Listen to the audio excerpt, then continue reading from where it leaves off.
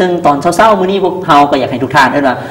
มารับข้อมูลที่เต็มอิ่มแล้วก็รับข้อมูลที่ว่าสามารถเอาไปนำใช้ในประโยชน์หรือว่าชีวิตประจำวันซึ่งได้รับหน้าที่ดำเนินรายการมื้อนี้ก็คือโอเลี้ยงอธินกรพิมพ์มาสอนและข้าพเจ้าสุภาพรพิรักกุลหรือว่ากุ้งนางอาจจะคุ้นหน้าคุ้นตาแล้วเมื่อวานนี้ก็เห็นเฮานี่ทั้งตอนเช้าและก็ตอนเล้งมาพบกันอีกในมื้อนี้ถือว่ามื้อนี้พวกเขามาพบพ่อด้วยกับข้อมูลที่เต็มทีและข้อมูลที่ทำอิฐที่น้องกุ้งจะเอามาฝากเจ้าเป็นข้อมูลเกี่ยวกับแบบว่าความวุ่นวายนิดนึงวุ่นวายเพราะว่าเป็นสถานีรถไฟฟ้าเป็นสถานีรถไฟฟ้าที่มีความวุ่นวายที่สุดในโลกสถานีรถไฟฟ้าซินจูกุจากประเทศญี่ปุ่นมีผู้โดยสารสัญจรไปมาเฉลี่ยวันละ 3.64 ล้านคนด้วยสถิติดังกล่าวเฮ็ดให้สถานีไฟฟ้าแห่งนี้ได้รับการบันทึกลงใน Guinness World Record ว่าเป็นสถานีไฟฟ้าที่มีความวุ่นวายที่สุดในโลกถือว่ามีผู้โดยสารนี้สัญจรไปมาหลายนี่ก็นะครับความวุ่นวายโดยเฉพาะมันอยู่ทั้งโตเกียวเนาะถือได้ว่าเป็นอีกประเทศหนึ่งหรือเป็นอีกเมืองหนึ่งที่ว่าคับค้าหนาแน่นไปด้วยผู้คนและที่สำคัญนั่นที่สำคัญก็คือคนอยู่ในประเทศหรือว่าอยู่ในตัวเมืองโตเกียวนั้นมีความจุเจ้าเอาหารในการเฮ็ดเวียกถ้าเราเข้าไปสังเกตเนาะอยู่ตามสถานีรถไฟจะเห็นการย่างออกย่างเข้าแบบวุ่นวันแบบคือเกิดเจ้าแบบว่าเฝ้าฟังแล้วแบบต้องเฮ็ดเวียกปฏิบัติหน้าที่แบบตามโมงตามเวลาเลยแต่มันเป็นรางวัลที่น่าดีใจมากไม่มีที่สุดในโลกเป็นอีกสถิติหนึ่งเนาะท่านผู้ชมเนาะที่ว่าน่าสนใจเลยถ้าว่าใครที่ว่าได้มีโอกาสไปที่ประเทศญี่ปุ่นเนาะก็สามารถไปท่องเที่ยวสถานีรถไฟแต่สิ่งหนึ่งก็คืออยู่ทางประเทศญี่ปุ่นที่ว่าก่อนให้เขาจะเกี่ยมตัวไปท่องเที่ยวหรือว่าไปใช้รถไฟบ่ว่าจะเป็นรถไฟความไวสูงรถไฟหัวจรวดที่เพิ่นมีเนาะสถานีต่างๆเนาะท่านผู้ชมต้องได้เอาใจใส่น้อยนึงเกี่ยวกับเรื่องของโดยเฉพาะสถานีแต่ละสถานีแม่นเพิ่นจะมีแต่ภาษาญี่ปุ่นโดยเพราะว่าแบบว่าถ้าบุเก่งภาษาญี่ปุ่นนี้แนะนำว่าบุต้องเฝ้าไปให้ไปเรียนก่อนบ่ไปก็ได้หาใกล้ไปที่สำคัญเนาะท่านผู้ชมเพราะว่าประเทศญี่ปุ่นก็เป็นอีกประเทศหนึ่งที่ว่ามีความอุดมสมบูรณ์ทางด้านของทรัพยากรและก็ที่สำคัญเรื่องของความฮักในความเป็นชาติเนาะก็คือชาติของญี่ปุ่นนั่นเป็นเพิ่นให้ความสำคัญแล้วที่จริงนะคนญี่ปุ่นว่าภาษาอังกฤษได้บางหลายเลยแต่บางครั้งบางเทื่อเพิ่นอยากให้แต่เขาจะว่าอยากใช้และอยากให้หลายๆคนหลายๆใช้เป็นภาษาบ้านเขาเจ้าแล้วฉะนั้นแหละเขาไปประเทศญี่ปุ่นเขาก็ต้องได้ไปเรียนรู้ก็ดีแบบนึงได้เห็นก็ดีกันได้คือแข่งมาบ้านเขาสิเขาก็ว่าภาษาอังกฤษเขาก็ว่าลาวเมื่อมาเฮ็ดให้เขาเจ้าคันอยากมาลินลาวก็ต้องไปเรียนภาษาลาวมาอันนี้ก็เป็นอีกเทคนิคนึงหรือว่าสิ่งนึงที่ว่ามันดีสำหรับทุกๆคนที่ไปเที่ยวญี่ปุ่นหรือว่าคนอยู่ภายในประเทศญี่ปุ่นเองนะอันนี้คือข่าวจากน้องกุ้งเองถือได้ว่า3,640,000 คนต่อวันเป็นจำนวนที่หลวงหลายเลยทำมาเห็นนี่ปั่นหมดพุ่นเลยเนาะวันย่างส่วนกันวุ่นวันเพราะบรรยากาศเป็นแบบนั้นอีหลีน้องกุ้งเนาะถือว่ามีการเข้าออกที่ว่ามันค่อนข้างจะวุ่นวายแล้วกันถือว่าแต่ว่าเรื่องของความไวความสะดวกสุดยอดเลยสำหรับสถานีรถไฟอยู่ทางญี่ปุ่นแต่ธุรกิจเพิ่นนี่ดำเนินไปได้ด้วยดีได้นี่เพราะว่าคนใช้บริการหลายดิเพราะว่าเพิ่นใช้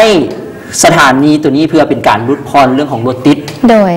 เรื่องของรถติดเพราะว่าที่สำคัญเนาะน้องกุ้งคิดว่าถ้าว่ามื้อนี้คนเฮาใช้แต่ยานพาหนะส่วนตัว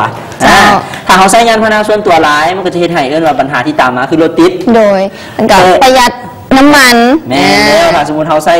ว่าเครื่องการโดยสารแบบสาธารณะจะเฮ็ดให้เฮาลดพรค่าใช้จ่ายแล้วลดพรระยะการเวลาที่เขาจะไปเวียกโดยเฉพาะอยู่ประเทศญี่ปุ่นนี่เรื่องของรถไฟความไวสูงหรือว่าสถานีต่างๆมีอ้อมตัวเมืองเลยแต่เขาบ่จำเป็นต้องใช้ว่าเขาบ่จำเป็นต้องใช้รถส่วนตัวแต่เขาสามารถใช้เครื่องมือโดยเฉพาะในเรื่องของเกี่ยวกับเรื่องสถานีต่างๆที่เราจะสามารถไปนำใช้บริการได้นั่นเองเอาละต่อไปท่านผู้ชมเนาะหลังจากเรื่องเกี่ยวกับสถานีรถไฟเขาจะมาพูดถึงเกี่ยวกับความทันสมัยอยู่ทางประเทศเคนยาโดยเพิ่นได้มีการส่งเสริมการให้เด็กน้อยใช้แท็บเล็ตในการเรียนหนังสือเป็นแบบว่าให้ทันสมัยทอผู้ใหญ่สั้นๆว่าเรามีแต่ผู้ใหญ่ลิ้นเอาไปแล้วซึ่งนักพัฒนาซอฟต์แวร์อยู่ในประเทศเคนยาเพิ่นได้คิดค้นแอปพลิเคชันที่ว่าเป็นแท็บเล็ตเนาะที่ว่ามีความน่าสนใจได้ท่านผู้ชมที่เฮ็ดให้เด็กน้อยเนาะเฮ็ดให้เด็กน้อยในโรงเรียน หลายคนเนาะอยู่ทั้งมัธยมเองก็ดี หรือว่าอยู่ใน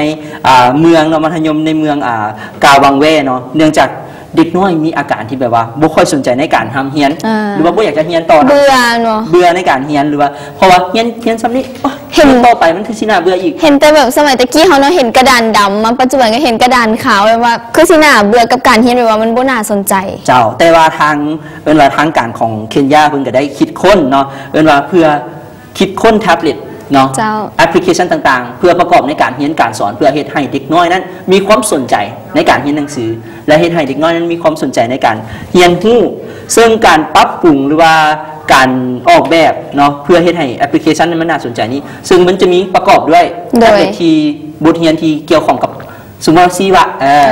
สมมติชีวะเพิ่นก็จะเอาข้อมูลเกี่ยวกับชีวะแต่มาเฮ็ดเป็นเกมโดยเป็นการ์ตูนเป็นเกมเป็นการ์ตูนและเฮ็ดให้เด็กน้อยมีความเข้าใจแล้วก็เฮ็ดน้อยมีความว่าเอนเตอร์เทนเมนต์ก็คือมีความบันเทิงภายในตัวนั่นเองครับผู้ชมเนาะแล้วเฮ็ดให้เขาม่วนซื่นในการเรียนมีเด็กน้อยคนนึงเนาะน้องกุ้งบอกว่าเป็นเด็กน้อยหญิงอายุ13ปีแล้วบอกว่าแท็บเล็ตที่เราได้มานั่นแม่นเป็นแท็บเล็ตที่ว่าเฮ็ดให้เรามีความม่วนซื่นในการเรียนหนังสือเพราะว่ามันทั้งเป็นเกมแบบว่าเบิ่งแล้วผ่อนคลายม่วนในเวลาเรียนอีกเจ้าฉะนั้นแหละว่าเป็นอีกข่าวดีจากทางประเทศเคนยาที่เพิ่นใช้แท็บเล็ตเพื่อส่งเสริมในการเรียนของเด็กน้อยนั่นเองมันก็เป็นข่าวดีสำหรับน้องๆเด็กน้อยอีกคือว่าอาจจะมีว่ายังมีจิตใจมีความคิดทางด้านการศึกษาหลายขึ้นเพราะว่าทั้งเรียนแล้วม่วนซื่นมีกระตุ้นอีหยังให้เบิ่งอีกแบบนี้ถือได้ว่าเป็นอีกสิ่งนึงเลยที่เฮ็ดให้เพิ่มความน่าสนใจน้องกุ้งคิดบ่ว่าถ้าว่าเรื่องเชื่อว่าในอนาคตอยู่ประเทศลาวเขาก็น่าจะมีเช่นเดียวกันแต่ปัจจุบันนี้ก็มีแล้วได้แบบว่าที่แบบว่ามันเป็นเกมที่แบบว่าฝึกสมองอาจจะเป็นแบบว่าคิดไล่เลขอย่างประมาณนี้แต่บ้านเขาบ่ค่อยเห็นแบบว่าอยู่ในห้องเรียนปานใดแต่อาจจะมาเห็นแบบว่าอยู่ภายนอกแบบว่าสอนเพิ่มนี่แหละก็ถือได้ว่าเป็นอีกสิ่งนึงที่น่าสนใจเลยสำหรับประเทศเคนยาโดยต่อไปน้องกุ้งมีเรื่องราวที่ดีๆมาฝากท่านผู้ชมเช่นเคยสำหรับเด็กน้อยอีกแล้วเนาะซึ่งองค์การยูนิเซฟเผยว่ามีเด็กๆอายุต่ำกว่า5ปีทั่วโลกประมาณ170ล้านคนที่ต้องเติบโตโดยที่ร่างกายและสมองบ่ได้รับการพัฒนาอย่างเต็มที่เนื่องจากการขาดอาหารนี่ก็คือปัญหาหนึ่งที่น่าสนใจเนาะเพราะว่าการเบิ่งแยงเด็กน้อยนี่ก็เป็นสิ่งที่สำคัญเพราะว่าเด็กน้อยในมื้อนี้ก็จะเติบโตใหญ่ขึ้นในมื้อหน้าในอนาคตอีกเป็นอนาคตของชาติเฮาเจ้าถ้าเบิ่งสถิติแล้วเนาะน้องกุ้งโดยก็เห็นว่ามันมีจำนวนที่ว่าหลวงหลายเลยเจ้าอันนี้ทั่วโลกเลยเนาะและอีกอย่างเป็นปัญหาที่แบบว่าขาดอาหารอีกการกินกันอยู่แบบนี้นี่ต้องควรเอาใจใส่เพราะว่ากินอยู่ให้สะอาดให้มีวิตามินครบหมวดหมู่อาหารอีกเจ้าให้ครบหลักโภชนาการเจ้าจึงจะเฮ็ดให้เด็กน้อยมีความแข็งแรงเฮ็ดให้เด็กน้อยมีความพัฒนาทางด้านมันสมองที่สำคัญเด็กน้อยมื้อนี้ก็คือผู้ใหญ่ในอนาคตคือน้องกุ้งอาจจะเคยได้ยินเกี่ยวกับเรื่องของสิทธิเด็กมีสิทธิยังไงมีสิทธิอยู่ห่วมมีสิทธิเป็นส่วนห่วมมีอันที่หนึ่งสิทธิในการอยู่รอดสิทธิในการอยู่รอดสิทธิในการอยู่รอดแล้วก็สิทธิในการทำเรียนศึกษาแล้วก็สิทธิในการที่ว่ามีส่วนห่วมแล้วก็มีซีซิทน้ำกันเนาะที่เรียกว่าทั้งซีซิทนี่ก็เป็นเพื่อเป็นการว่าประกอบส่วนเฮ็ดให้เด็กน้อยมีความสามารถและพัฒนาเนาะซึ่งว่าสิ่งที่พวกเรานำเสนอนี้โดยเฉพาะองค์การยูนิเซฟเนาะเพิ่งจะได้ให้ความสำคัญโดยเฉพาะเป็นเวียกงานของเด็กน้อยเพราะเด็กน้อยก็เป็นเหมือนกับผ้าแพร่ขาวโดยที่พร้อมที่จะเติมแต่งสีสันโดยผู้ใหญ่วันนี้ถ้าว่าเขาผ่านการอบรมหรือว่าเขามีการสั่งสอนหรือว่ามีกิจกรรมหลากหลายที่ว่าพัฒนาเด็กน้อยก็อาจจะเห็นให้กับเจ้าพัฒนาและเห็นให้มีความสามารถน้องกุ้งคิดว่าปัจจุบันนี้เด็กน้อยลาวเขาเป็นจังไงเด็กน้อยเขาก็มีการพัฒนาขึ้นหลายได้เพราะว่าเด็กน้อยลาวเขานี่ก็มีความคิดสร้างสรรค์มีความกล้าหาญและก็เฉลียวฉลาดขึ้นแต่ว่าเป็นห่วงเกี่ยวกับการกินกันอยู่ปัจจุบันนี้เพราะว่าเด็กน้อยเขานี่ส่วนใหญ่อาจจะกินอาหารที่ทันสมัยเป็นอาหารกระป๋องแบบนี้อาจจะบ่มีวิตามินหรือว่าเด็กน้อยสมัยนี้บางคนนี่อาจจะบ่มักกินผักแบบนี้มันเป็นอะไรก็จะว่าจังฟู้ดคือแบบอาหารที่เนี่ยอาหารที่มีประโยชน์เนาะท่านผู้ชมเนาะที่สำคัญแหละบางคนลูกให้บนเอาขนมไปใช่ไหมเขาก็ต้องเบิ่งอีกเท่านึงเนาะเรื่องของโภชนาการเพราะว่าถ้ากินไปแล้วได้ผลประโยชน์หลายบอแล้วขนมที่กินมันสร้างผลประโยชน์อย่างที่ว่าบางคนให้ลูกกินขนมหวานหลายกันก็ให้เกิดปัญหาต่างๆหรืออันนี้แหละอาจจะเป็นสาเหตุหนึ่งที่แบบว่าเฮ็ดให้การขาดอาหารแบบนี้เพราะว่ากินอาหารลงไปแล้วแบบว่าอาหารที่กินไปนั้นงามแต่หุ้มผักภายนอกแต่ทางในมันบ่มีคุณประโยชน์แบบนี้ฉะนั้นก็ต้อง คัดสรรกันน้อยนึงสำหรับผู้ปกครองเนาะคัดสรรเกี่ยวกับเรื่องของอาหารการอยู่การกินเพราะว่าเด็กน้อยกับมีระยะของการเจริญเติบโตเนาะโดยเฉพาะตอนเด็กน้อยนี่ถ้าเขากินอาหารบ่ครบนี่อาจจะแบบว่า1บ่สูงร่างกายบ่สมดุลอาจจะมีได้แบบว่าเป็นคนแค่คนเตี้ยแต่ว่าปัจจุบันนี้เรื่องของเทคโนโลยีพัฒนาเกี่ยวกับอาหารการกินมีการพัฒนาดีขึ้นเด็กน้อยสามารถกินอาหารที่แบบว่ามี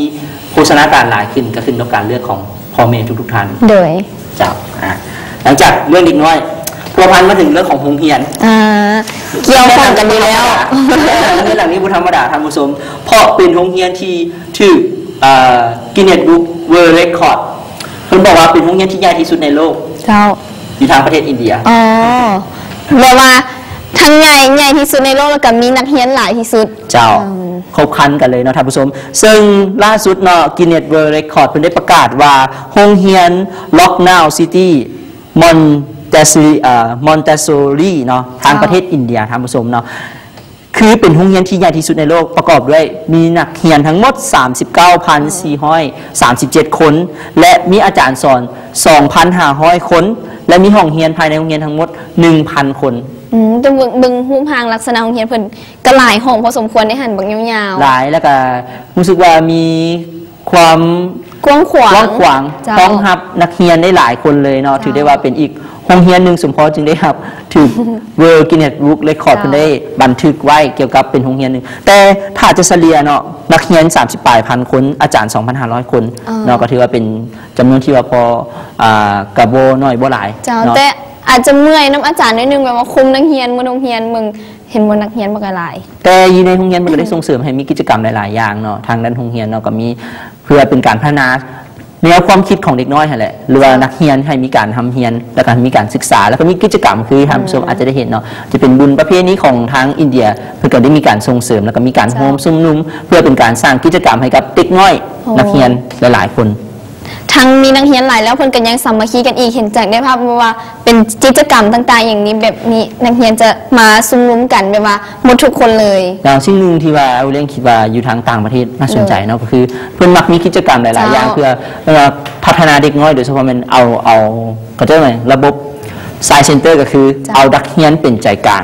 แล้วก็ฝึกให้นักเรียนอยู่ร่วมกันได้หลายๆคนแบบมีความสุขแล้วก็มีสันติภาพที่ได้ว่าเป็นอีกโรงเรียนหนึ่งที่ว่าใหญ่พอสมควรเนาะอยู่ประเทศลาวของเขาก็มีหลากหลายโรงเรียนเช่นเดียวกันอาจจะเป็นโรงเรียนเวียงจันทร์โรงเรียนสีโคตรอย่างประมาณนี้ที่แบบว่าขั้นที่ว่าแต่ก็ยังไม่ถึงขั้นที่ว่าใหญ่ที่สุดในโลกแต่ก็แบบว่าใหญ่ของเมืองนครหลวงเวียงจันทร์ของเขาเนาะหลายๆท่านหลายๆน้องปัจจุบันนี้กำลังคุณเที่ยว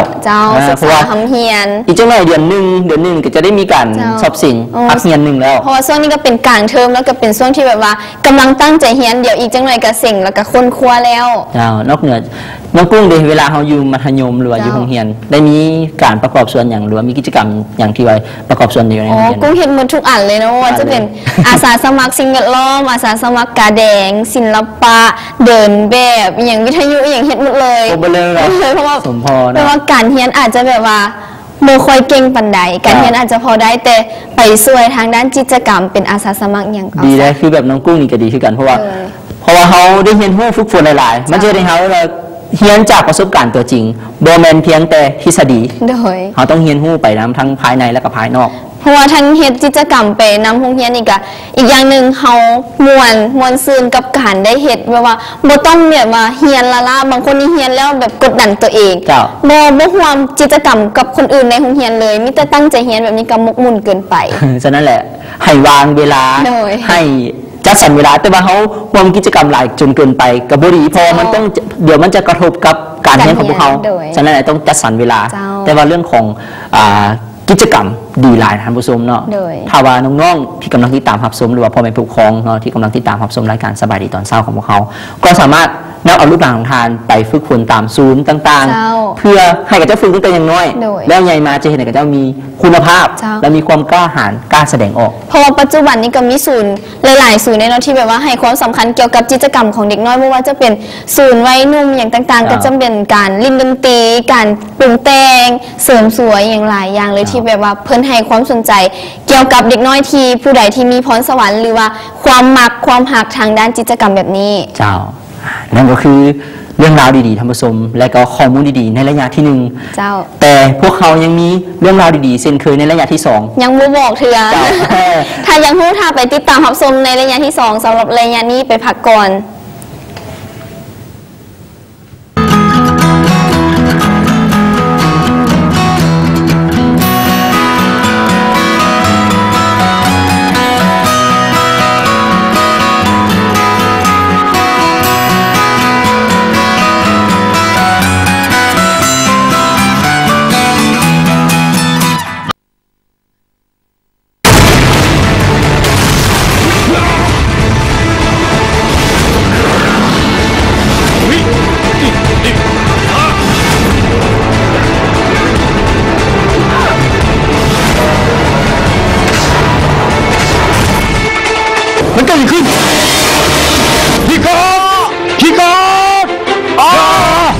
เป็นโซฝากมาสบายดีและลาก่อน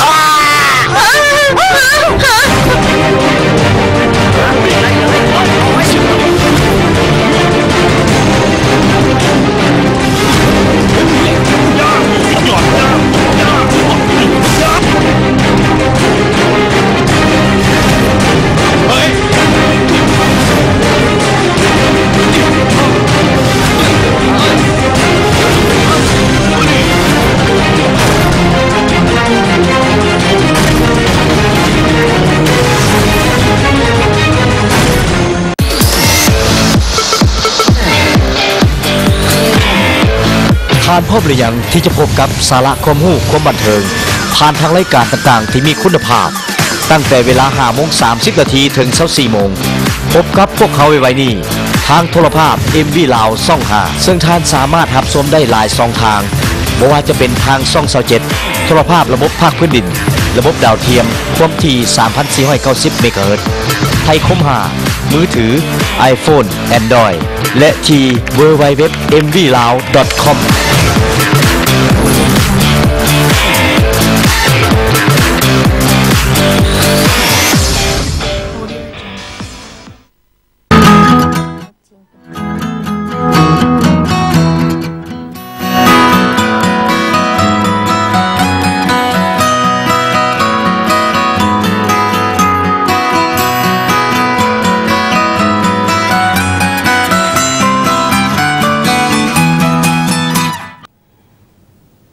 กับเข้ามาสู่ในระยะที่2ของสบายดีตอนเช้าของพวกเรายังมีข่าวดีๆมานำเสนอท่านผู้ชมยังบ่หมด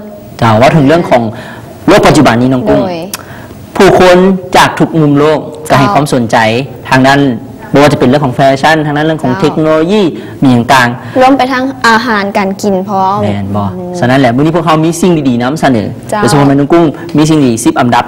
เจ้าเม่นละ10 อันดับที่โลกของเพิ่นมาจัดมาว่าเป็นสิ่งที่คนให้ความสนใจหรือว่านิยมหลายที่สุดนั่นเองสำหรับอันดับ1นั่นก็คือ Apple นั่นเองอาจจะเป็น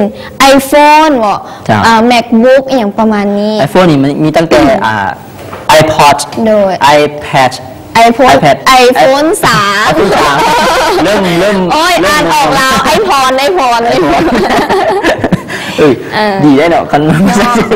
ไอเพชรไอพอนนิ้วแต่ว่าวิธีโบแม่เนาะตั้งแต่iPod จะมี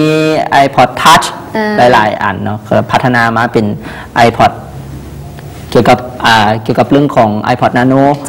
จะมีแล้วก็จะมาเป็น iPhone 3 iPhone 4 4S แล้วก็ iPhone 5แล้วก็มา iPad แม่นละแท็บเล็ตที่ว่า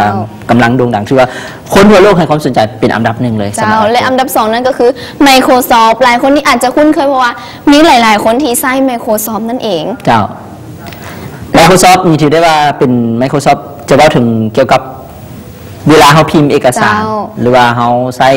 เครื่องมือโดยเฉพาะมันคือเขาพิมพ์เนาะ Microsoft Word Microsoft Excel ก็จะเรียกว่า Microsoft Office สำหรับพวกน้องๆนักศึกษาหรือว่าพวกที่เฮ็ดเวียกของร้านของการแบบนี้อาจจะคุ้นเคยกันดีสำหรับ Microsoft นั่นเองและอันดับ3นั่นก็คือโคคาโคล่าอาจจะเป็นเครื่องดื่มเป็นเครื่องดื่มเกี่ยวกับที่เฮ็ดให้เป็นเครื่องดื่มคือน้ำหวานนี่แหละเป็นน้ำหวานเนาะเขาจะว่าถึงเรื่องโคคาโคล่าเจ้าและอันดับ4 IBM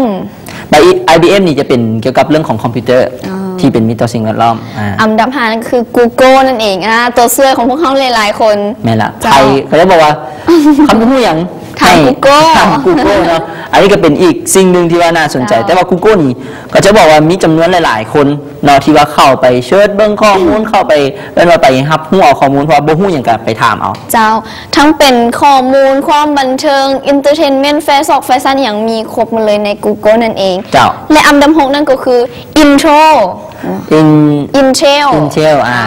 นะท่านผู้ชม Intel ก็คือเป็นเกี่ยวกับเรื่องของจะเป็นระบบทางด้านของคอมพิวเตอร์เนาะสำหรับ Intel และอันดับ7นั่นก็คืออาหารอีกแล้วอันนี้อาจจะเป็นแบบคุ้นเคยกันดีนั่นก็คือ McDonald ที่ว่ามีพอตู้หนวดขาวๆคล้ายๆคือซันตาคลอสว่ากุ้งลงกันได้แมนคนละคนและอันดับ8นั่นก็คือ General General Electric ถือได้ว่า General Electric นี่จะเป็นนวัตกรรมมาเป็นบริษัทที่ผลิตเกี่ยวกับเรื่องของนวัตกรรมที่เป็นมิตรต่อสิ่งแวดล้อมและก็เป็นการเรื่องเทคโนโลยีต่างๆสำหรับ General Electric เกี่ยวกับเครื่องใช้ไฟฟ้าก็มีและอันสุดท้ายเนาะเป็นหลายคนที่แบบว่าไฟฝันอยากเป็นเจ้าของอยากขับอยากขี่นั่นเองนั่นก็คือ BMW ที่ผู้คนสนใจถึงว่าจะราคาแพงราคาสูงแต่คนกันยังให้ความสนใจหลายเพราะว่าขี่แล้วคลาสสิกดีขี่แล้วมีดูหลามีสไตล์เนาะผู้ใดเห็นนี่ก็แบบว่าแนมกันเป็นแถวแล้วนะอยากไปนั่งเป็นตุ๊กตาหน้ารถแต่ผู้มักรถนี่ก็ถือว่ามักเชิดเบิ่งข้อมูลเบิ่งเกี่ยวกับ BM นี่ว่าทั้งภายในทั้งภายนอกมีการตกแต่งที่ว่าทันสมัยดูแลสวยงามคือน้องกุ้งว่าเนาะและอันดับสุดท้ายคืออันดับ10ก็คือKisco นี่ถือว่าเป็นเว็บไซต์เกี่ยวกับนักธุรกิจเนาะเป็นเว็บไซต์สำหรับนักธุรกิจที่ว่าเป็นไซต์เป็นฐานข้อมูลไว้ดำเนินธุรกิจของแต่ละบริษัทที่ว่าต้องการอยากพัฒนาแหล่งข้อมูลของเขาเจ้าเองเนาะถือว่าเป็นบอนที่ว่าฝากข้อมูลที่ทันสมัยแล้วก็ว่าว่องไวแล้วก็เฮ็ดให้ว่าฝากข้อมูลแล้วก็ไว้ใจได้เจ้าเป็นโปรแกรมเกี่ยวกับเศรษฐกิจนั่นเองเจ้านี่ก็คือ10อันดับที่เพิ่นได้จัดมาแล้วว่าผู้คนให้ความสนใจหลายที่สุดนั่นเองเจ้าอันนี้ก็คือ10อันดับโดยแต่ว่าถึงเรื่องเมื่อกี้นี้ได้ยินคร่าวๆว่ามีเรื่องของอาหารการกินเจ้าไอโอเรื่องก็มีเรื่องของอาหารการกินมาเช่นเดียวกันเป็นตะอยากแต่เศร้าเท่าบัดนี้เพราะตอนเช้านี้เราต้องเอาเนี้ยแซ่บๆมาฝากท่านผู้ชมเอามาเสิร์ฟไว้ก่อนนั่นว่าเจ้าแต่ข้าวตัวนี้เพิ่นบอกว่าเป็นจำนวนมหาศาลเลยท่านผู้ชมเกี่ยวกับเรื่องของการบริโภคเนื้องัวเจ้าหรือว่าสิ้นงัวบ้านเขาก็กินหลายได้แบบว่าเนื้องัวนี่แต่ว่าเห็นอยู่ตลาดนี่แบบขายกันติ่มแน่นแล้วซึ่งว่าเพิ่นเผยประกาศออกมาว่าเนาะ71ล้านต้นคือการบริโภคสิ้นงัวที่ประชาชนจีนบริโภค1 ปีด้วยปริมาณที่ว่ามหาศาลดังกล่าวจึงเห็นให้ประเทศจีนกลายเป็นประเทศที่ว่าบริโภคสิ้นงัวคิดเป็นสัดส่วนก็คือ1 ใน 4ของการบริโภคสิ้นงัวในทั่วโลกเลยท่านผู้ชมแต่บ้านเขาก็อยู่บ้านเขานี่อาจจะเป็นว่ากินแต่โบกินหลายถึงแบบว่าคือประเทศจีนนี้อาจจะเห็นส่วนใหญ่คนจีนนี่อาจจะกินอาหารหลายกว่าข้าวเหมือนมั้แม่ละเจ้าแต่บ้านเขานี่แบบว่ากินให้มันพอเหมาะพอควรพักครึ่งนึงเจ้าแล้วก็สิ้นครึ่งแล้วก็ข้าวเพราะว่ากินสิ้นหลายนี่ก็บ่ดีได้เห็นให้แบบว่าตุ้ยเนาะแล้วก็มีไขมันฉะนั้นแหละเรื่องของการซื้อการกินอาหารมีต่างๆท่านผู้ชมก็อยากขอให้เลือกเบิ่งเนาะสิ้นบางประเภทแดงจนเกินไปเนาะเขากับบุคคลจะเพราะบางอย่างก็อาจจะใส่สารเล็งเนื้อแดงเนาะอาจจะเฮ็ดให้เขามีสารตกค้างอยู่ในร่างกายของพวกเขาฉะนั้นแหละที่สำคัญเราทำสมกันที่เขาจะซื้ออย่างก็ตามเนาะก็อยากให้เลือกเบิ่งดีๆเนาะแล้วก็วอนถึงบรรดาพ่อแม่พี่น้องสาวขายเนาะก็สามารถว่าเฮ็ดให้เขาเกี่ยวกับเรื่องของการซื้อป่าอย่างก็อยากให้ระมัดระวังและกับคนที่ว่าขายเองก็ต้องมีจรรยาบรรณในการขายบางคนจะใส่สารที่มันเป็นเจือปนบางคนก็แบบว่าซีนบางอันนี่ก็จะแบบว่ามีการทาสีแบบว่าให้มันเป็นสีแดงสด แบบว่าให้คืนเนื้อที่แบบว่ามาสดๆทั้งที่เนื้อนั้นค้างคืนมา แบบนี้ก็ควรเอาใจใส่เนาะแม่ค้าก็ต้องซื่อสัตย์กับลูกค้าก็ต้องซื่อสัตย์กับแม่ค้าแบบว่าบ่คดโกงกันบางคนนี่แม่ค้านี่โกงแบบว่าตัดสินก็มีอันนี้สำคัญเลยเจ้าบางคนลูกค้านี่แบบว่าแม่ค้าทอนเงินผิดแบบนี้ทอนเงินเกินมากกับบ่ส่งแบบนี้เจ้าฉะนั้นแหละมันก็ต้องพัวพันกันทั้งผู้ซื้อทั้งผู้ขายทั้งกุ้งไอ้เคยได้ยินเกี่ยวกับเรื่องนี้ได้เกี่ยวกับเรื่องตาซิงนี่นะเจ้าใครที่ว่ามักรวบตาซิงนี่ก็จะบอกว่าตายไปเกิดซะหน้าสิเป็นคนตาบอดอันนี้เป็นความเชื่อส่วนบุคคลนะทางผู้ชมแต่ที่สำคัญเรื่องของความซื่อสัตย์แหละสำคัญเดี๋ยวกุ้งนางจะมี10อันดับที่มีค่าของ10แพงที่สุดในโลกประจำปี 2012 นั่นเองเจ้าถือได้ว่าเป็นอีก10อันดับที่น่าสนใจที่ว่ามีอันดับที่ว่ามีค่าครองชีพที่ว่าแพงที่สุดในโลกนั่นเองท่านผู้ชมอันดับทำอิฐเนาะก็คือลอนดอนอังกฤษนั่นเองอยู่ที่อันดับที่10นั่นเองและอันดับที่9ก็คือกาลากัสเวเนซุเอลาเจ้าซึ่งอันดับ10ของพวกเขาก็คือลอนดอนประเทศอังกฤษเจ้าเดี๋ยวพวกเขาจะอ่านจากอันดับที่น้อยที่สุดของอันดับ10จนขึ้นไปหาอันดับที่หลายที่สุดของอันดับ10นั่นเองเจ้าและอันดับที่7นั่นก็คือรัสเซียลักเซอร์เบิร์ตว่ะก็จะเลยถ้าจะว่าภาษาบ้านเขาคือลูกซัมบัวลูกซัมบัวแปลกลูกซัมบัวเนาะอันดับ6ก็คือนิวยอร์กสหรัฐอเมริกาอันดับที่5ก็คือโคเปนเฮเกนเดนมาร์กเนาะท่านผู้ชมและอันดับที่4ก็คือเจนีวาสวิตเซอร์แลนด์เนาะอันดับที่3คือโตเกียวประเทศญี่ปุ่นอันดับที่2ก็คือซูริกสวิตเซอร์แลนด์และอันดับที่1ก็คือออสโลนอร์เวย์นั่นเองนั่นก็คือเป็นประเทศที่ให้ได้ค่าของชีพแพงที่สุดในโลกอันดับที่สุดท้ายก็คือไปออสโลประเทศนอร์เวย์ว่าถึงเกี่ยวกับเรื่องของ10อันดับนี้เริ่มจากประเทศลอนดอนโดยถ้าว่าถึงลอนดอนนี่ในเมื่อก่อนนี่เพิ่นจะเป็นอันดับ10เนาะลอนดอนนี่อันดับ10เป็นประเทศหนึ่งที่ว่ามีเป็นศูนย์กลางทางด้านเศรษฐกิจและน้องกุ้งพูดว่าเป็นประเทศที่ว่าเป็นนครหลวงของโลกในเมื่อก่อนใหญ่เลยเนาะของนครหลวงของประเทศเพิ่นแม่นแล้วเนาะซึ่งว่าลอนดอนนี่ท่านผู้ชมอันดับ10นี่ถือได้ว่าเป็นศูนย์กลางทางด้านประวัติศาสตร์โลกแล้วก็ทางด้านผู้นำทางด้านการเมืองการสื่อสารและก็การบันเทิงแฟชั่นศิลปะแล้วก็ในอดีตมีเกี่ยวกับเรื่องของเมืองหลวงไกลเพราะว่ามีความทันสมัยหลายมีความก้าวไกลแล้วก็มีความการพัฒนาดีจึงถึกให้สัญญานามว่าเป็นเมืองเอกของโลกบ่แม่นเพียงแต่ของอเมริกาของคิดว่าเป็นเมืองหลวงของประเทศแล้วยังเป็นเมืองเอกของโลกอีกเจ้าที่เพิ่นให้สัญญานามมาเนาะเจ้าแล้วอันดับที่9ก็คือกาลากัสเวเนซุเอลากาลากัสเวเนซุเอลานี่ท่านผู้ชมถือได้ว่าเป็นอีกประเทศหนึ่งเนาะที่ว่าเป็นศูนย์กลางทางด้านประวัติศาสตร์เนาะแล้วก็เกี่ยวกับเรื่องของเพิ่นอยู่ในแถวเป็นประเทศที่ว่าอยู่ในแถวภูเขาโดยเนาะถือได้ว่าเป็นประเทศที่ว่ามีภูมิมีอากาศที่ว่าหนาวเย็นแล้วก็เป็นอยู่ทั้งตอนเหนือของทางเมืองตัวนี้เนาะเมืองกาลากัสนี่เป็นอยู่ทางภาคเหนือของประเทศตามระดับความสูงของพื้นที่ภูเขาแห่งหนึ่งแถวแคมป์ฝั่งทะเลของเวเนซุเอลานั่นเองขณะเพิ่นอยู่ในพื้นที่แบบว่าประเทศของเพิ่นนี้อยู่แถวภูเขาแต่ก็ยังมีค่าของชีพแพงเป็นอันดับที่9นั่นเองเจ้าต่อไปแม่นอันดับที่8ก็คือสต็อกโฮล์มถ้าจะว่าแล้วเป็นประเทศหนึ่งที่ว่าเป็นที่ตั้งถิ่นฐานเนาะเป็นที่ตั้งถิ่นฐานของรัฐบาลของสวีเดนและก็เป็นที่ตั้งที่ประทับของสมเด็จพระราชาธิบดีเนาะของรุ่นที่16เนาะกุสตาฟของพระมหากษัตริย์เนาะและที่สำคัญด้วยว่าประวัติศาสตร์ของเมืองตัวนี้เนาะที่ได้ว่าเป็นมีความยาวนานแล้วก็ว่ามีความเป็นบูฮานแล้วก็ว่ามีสิ่งที่ว่าน่าสนใจเนาะแล้วก็เป็นการศูนย์กลางในการว่าลงทุนหลายอย่างเนาะอันดับที่7ก็คือลุกเซมเบิร์กนี่เขาจะเห็นเรื่อยๆเนาะคืออยู่เพราะว่าลุกเซมเบิร์กนี่ก็ได้มีให้การมาช่วยเหลือประเทศลาวเขาหลายอย่างเลยเช่นเวลาเขาน้องกุ้งเคยไปห้องหมอมโหสถเนาะเขาจะเห็นตึกหนึ่งดอกตึกหัวใจเห็นว่าคุณว่ามาช่วยเหลือคนลาวจากรัฐบาลลุกเซมเบิร์กเนาะถือได้ว่าเป็นอีกประเทศหนึ่งที่น่าสนใจเนาะแล้วก็จะมีอันดับ6ก็คือนิวยอร์กทางประเทศสหรัฐอเมริกาเนาะถือได้ว่าเป็นศูนย์กลางเนาะการค้าที่ทันสมัย เส้นตัวอย่างสัญลักษณ์ก็คือเทพีสันติภาพใครที่ว่าได้ไปอเมริกาก็ต้องได้ไปถ่ายรูปกับเทพีสันติภาพเลยแบบว่าเห็นรูปปั้นหรือว่าเห็นรูปภาพของเทพีสันติภาพนี่ฮู้เลยว่าไปประเทศใดมาเจ้าเนาะและที่สำคัญต่อไปก็เป็นประเทศที่ว่าทั้งประเทศเดนมาร์กก็คือโคเปนเฮเกนโคเปนเฮเกนเนาะถือได้ว่าเป็นเมืองหลวงเนาะและเป็นเมืองที่ใหญ่ที่สุดของประเทศเดนมาร์กและจะมีว่ามีเป็นความศูนย์กลางในการบริหารประเทศเนาะก็คือประเทศเดนมาร์กนั่นเองสำหรับโคเปนเฮเกนเนาะอันนี้คืออันดับที่5และอันดับที่4ก็คือเจนีวา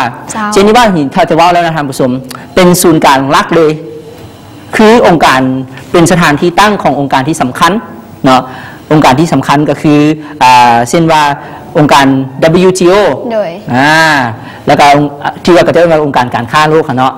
ซึ่งสามารถที่ไทยมีเป็นค่าครองชีพที่อันดับที่4ได้สำหรับเจนีวาเนาะยิ่งประเทศเพิ่นพัฒนาหรือว่าทันสมัยไปหลายสมัยค่าครองชีพก็จะแพงขึ้นไปเรื่อยๆเจ้าและค่าครองชีพที่แพงอันดับ3ก็คือโตเกียวประเทศญี่ปุ่นที่พวกเราได้เล่าเกี่ยวกับเรื่องของเทคโนโลยีทันสมัยแล้วก็ว่าเขาเห็นบางคนที่มีพี่น้องอยู่ญี่ปุ่นเนาะอาจจะเห็นว่าค่าครองชีพนี่ค่อนข้างว่าสูงเลยเนาะการกินการอยู่เนาะเงินเดือนสูงอยู่แต่ว่าการใช้จ่ายก็สูงคือที่พักอาศัยก็แพงแม่นแล้วที่พักอาศัยแพงอาหารการกินก็แพงเช่นเดียวกันเนาะหรือว่าแม้กระทั่งแฟชั่นการแต่งกายเสื้อผ้าอยู่ทางญี่ปุ่นนี่แพงเนาะแพงเช่นเดียวกันเนาะและอันดับที่2ก็คือซูริกก็คือสวิตเซอร์แลนด์เนาะสวิตเซอร์แลนด์ก็เป็นอีกประเทศหนึ่งเนาะที่ว่ามีศูนย์กลางทางด้านของเศรษฐกิจเนาะแล้วก็เพิ่นเชื่อมโยงกันเกี่ยวกับเรื่องของเศรษฐกิจอยู่ในทั้งเอเชียนำบ่ว่าจะเป็นอยู่ฮ่องกงสิงคโปร์มีการเชื่อมโยงกันเนาะเกี่ยวกับทางด้านซูริกเฮ็ดให้เพิ่นมีค่าครองชีพที่แพงอันดับ2และอันดับ1ก็คือประเทศนอร์เวย์คือออสโลนั่นเองอันนี้ก็คือ10อันดับมาฝากท่านผู้ชมนี่ก็คือสิ่งดีๆที่มาฝากท่านผู้ชมแน่นอนแล้วก็คือถ้าจะเปรียบเทียบใส่บ้านเฮาเรื่องของค่าครองชีพปัจจุบันนี้เขาก็ต้องมึงการจับจ่ายซื้อเครื่องซื้อของคนลาวของเขาเองได้น้องปุ๊แต่ถ้าเทียบใส่เงินบ้านเฮานี่ก็ถือว่าอาจจะเริ่มแพงขึ้นแล้วได้แบบว่าจากที่อดีตมาถึงปัจจุบันนี้ก็แพงขึ้นมาเรื่อยๆแต่อนาคตนี้อาจจะแพงคือเปรียบเทียบคือค่าน้ำมันตอนสมัยเขาอยู่มัธยมบ่หรือประถมลิตร 5,000 กัน5,000สมมุติว่า5-6,000ใส่รถจักรแบบสิไปโรงเรียนนี่ก็ถือว่าได้หลายมื้อเนาะได้หลายมื้อเติบแต่ปัจจุบันนี้นี่ 5,000 ใส่น้ำมันบ่ได้ละขนาด 10,000 นี่ยังบ่ฮอดใส่แล้วนะเดี๋ยวนี้นะโดย 10,000 นี่ยังบ่ได้ฮอดลิตรโดยเฉพาะเครื่องจักรที่เป็นระบบออโต้นี่แห่งกินน้ำมันหลายเนาะค่าครองชีพทุกมื้อนี่ก็ต้องสูงขึ้นหลายแล้วที่สำคัญคนลาวเขาก็ต้องมีระมัดระวังเกี่ยวกับเรื่องสติในการใช้จ่ายเพื่อบ่เฮ็ดให้บ่มีเจออย่างก็สิ้นเดือนสิ้นใจแต่ว่าบ่ฟุ่มเฟือยจนเกินไปว่าเดี๋ยวเดือนนี้ได้มาต้องฮู้เก็บฮู้ทอนต้องแบ่งเงินให้เป็นสัดเป็นส่วนต้องฮู้ว่าส่วนนี้ใช้จ่ายหยังส่วนนี้ใช้จ่ายหยังแบบนี้เฮาจังอยู่ได้สำหรับค่าของชีพนี่นับมือแห่งนับแพงขึ้นแม่นบ่ถ้าเฮาใช้แบบบ่คิด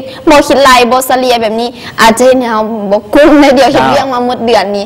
บ่เห็นหยังพนักงานออฟฟิศห้องการต่างๆเลิกการไปกินข้าวตอนสวยเนาะบาง10,000 กีบก็ยังบ่พอในการซื้อกินเนาะอันนี้ก็คือให้มีสติระวังตัวในการใช้จ่ายเอาเป็นว่าในระยะนี้พวกเขาก็มีเรื่องราวข้อมูลดีๆมาฝากท่านผู้ชมแล้วแต่ระยะต่อไปท่านใดที่กำลังจะวางแผนในการที่จะเดินทางสามารถติดตามรับฟังได้เกี่ยวกับค่าบริการอัตราน้ำมันหรือว่าการแลกเปลี่ยนและค่ารถโดยสารหรือว่าพยากรณ์อากาศนั่นเองค่ะไปติดตามรับชมในระยะที่3สำหรับระยะนี้ไปพักชมสิ่งที่น่าสนใจกันก่อน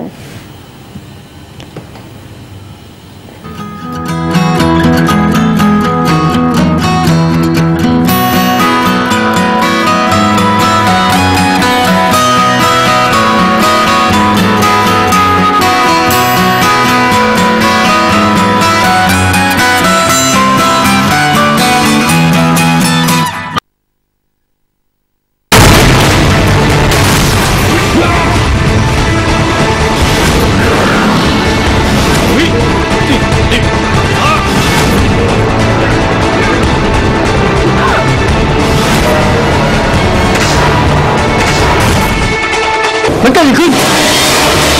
พี่กอบตอนนี้เป็นซอฝากมาสบายดีและลาก่อน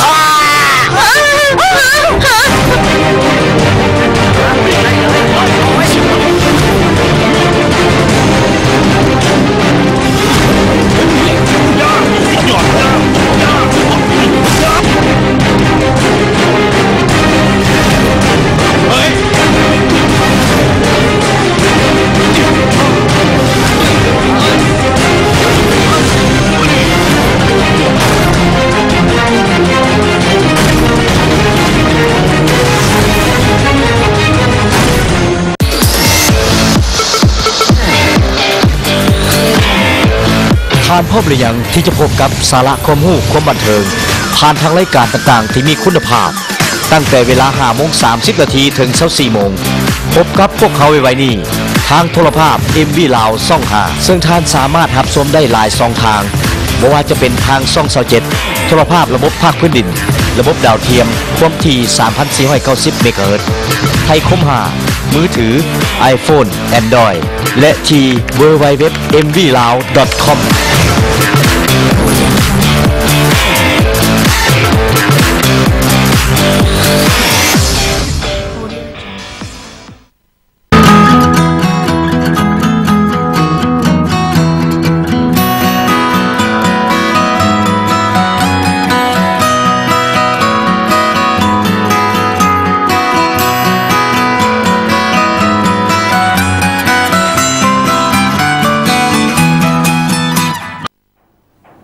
กับเข้ามาสู่ในระยะที่ 3 กุ้งนางก็มีอัตราการแลกเปลี่ยนการซื้อขายเงินต่างเงินกีบเงินบาทอย่างต่างๆเลยนำมาฝากท่านผู้ชมโดยเฉพาะปัจจุบันนี้มีการใช้จ่ายหลายขึ้นบางคนนี่อาจจะไปรับเงินดอกเงินเดือนแบบว่าเป็นเงินดอลลาร์แบบนี้ก็ต้องติดตามรับชมว่าสำหรับดอลลาร์เนาะอัตราการซื้ออยู่ที่ 7,991 กีบนั่นเองและอัตราการขายอยู่ที่ 8,030 กีบบาทเนาะอยู่ที่ 2,253 กีบนั่นเองและอัตราการขายอยู่ที่261.84 กีบและเอโรอยู่ที่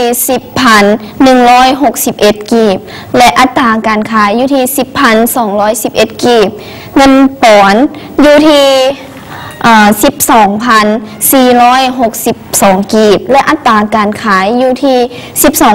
12,711 กีบและส่วนเงินดงเรามีเพียงแต่อัตราการขายอยู่ที่0 จุดบ่ที่ว่าเป็น 0.3 เจ้า84.2 เนาะที่ว่าเป็นเงินดงเนาะสำหรับค่าน้ำมันเนาะท่านผู้ชมท่านใดที่ว่าต้องการเกี่ยวกับอัปเดตเกี่ยวกับเรื่องของค่าน้ำมันเนาะค่าน้ำมันในมื้อนี้เนาะทางด้านแขวงเนาะอยู่ทางนครหลวงเวียงจันทร์ของพวกเขาแม่น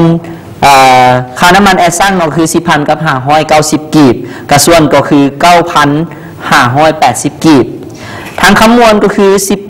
10,630 กีบสำหรับน้ำมันแอดซังและน้ำมันกระส่วนก็คือตกอยู่ที่ 9,620 กีบทางด้านจำปาสักเนาะทางด้านจำปาสักก็คือมีน้ำมันแอดซังคือ 10,630 กีบและทางด้านสำหรับกระส่วนก็คือ 9,630 กีบแขวงบ่อแก้วตกอยู่ที่ 10,710 กีบสำหรับแอดซังและกระส่วนก็คือ 9,690 กีบทางด้านเชียงขวางก็คือน้ำมันแอสซังตกอยู่ที่ 10,820 กีบและกระส่วนก็คือตกอยู่ที่ 9,760 กีบนั่นเองและสำหรับค่ารถโดยสารสำหรับน้องกุ้งเนาะโดยและสำหรับค่ารถโดยสารนครหลวงไปหาพงศาลีอยู่ที่ 195,000 กีบนครหลวงหาหลวงพระบางอยู่ที่ 110,000 และนครหลวงพระบางนครหลวงหาสวรรค์เขตตื่นเต้นพอ 75,000 เนาะนครหลวงหาจำปาสักอยู่ที่ 110,000 กีบและนครหลวงหาสยามบุรีก็อยู่ที่ 110,000 กีบเช่นกันเจ้าถือว่าเป็นค่าโดยสารที่ยังคงตู่จากส่วนนั้นยังคงที่อยู่ที่ 110,000 กีบเจ้าเนาะถือได้ว่าเป็นการอัปเดตเกี่ยวกับเรื่องของการแลกเปลี่ยนค่าน้ำมันหรือว่าค่ารถโดยสารเนาะนั่นก็คือสิ่งที่ว่ามาฝากท่านผู้ชมโดยเฉพาะเกี่ยวกับภัยที่ว่าต้องการอยากเดินทางจะรู้ว่าต่างแข่งแบบนี้อยากเดินทางมาแบบว่าช่วงนี้มีสมโพธิหอหลักเมืองแบบนี้ก็สามารถใช้บริการนี้ได้จ้าว่าถึงเรื่องสมโพธิของหลักเมืองมื้อนี้แล้วตัวที่เพิ่นจะสมโพธิโดยก็สามารถเดินทางมาร่วมกันสมโพธิหรือร่วมกันเฮ็ดบุญนํกันได้อาจจะเป็นว่าอยู่ต่างแข่งว่าแข่งเวียงจันทร์แข่ง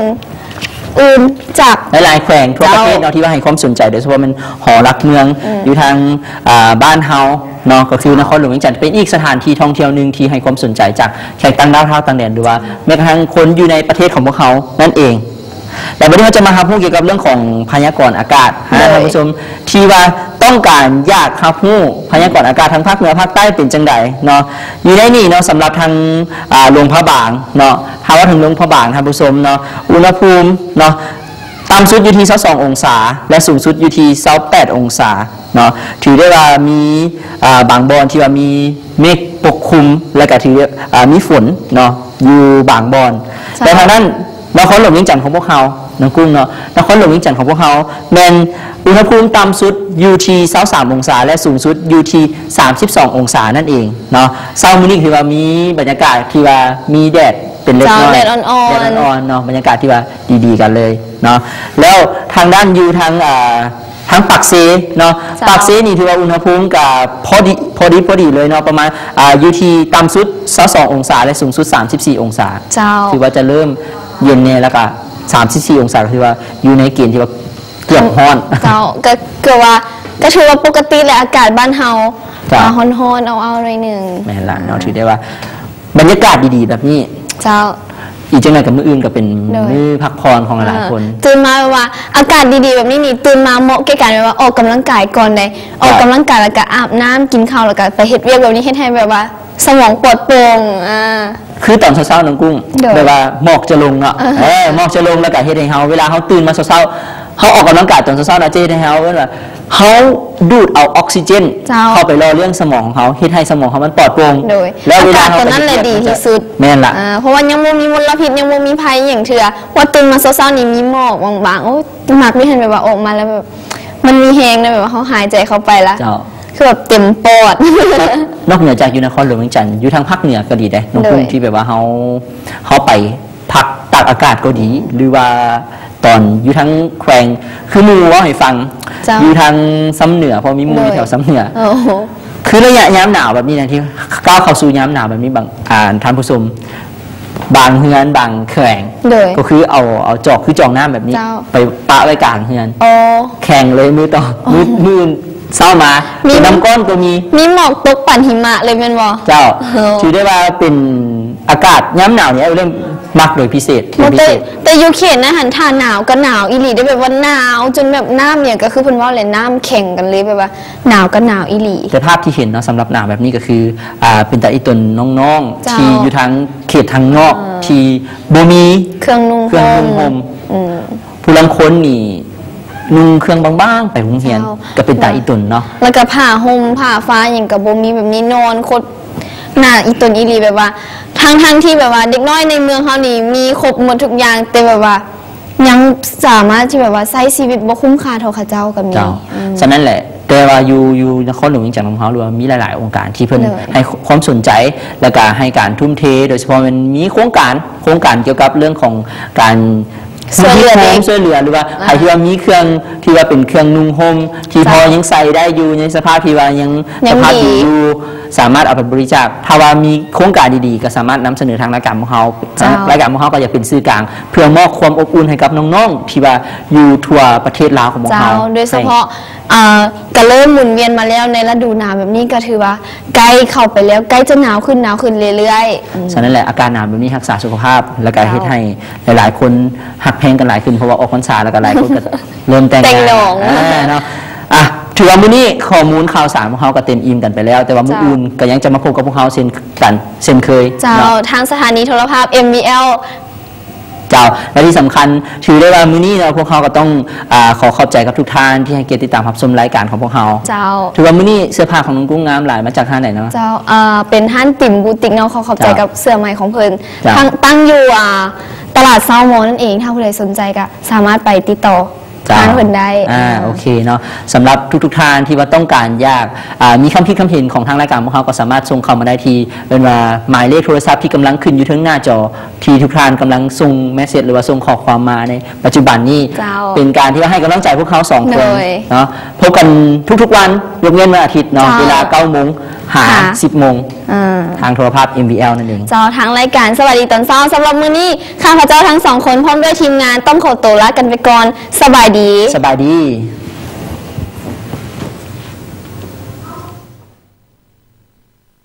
อย่าเฝ้า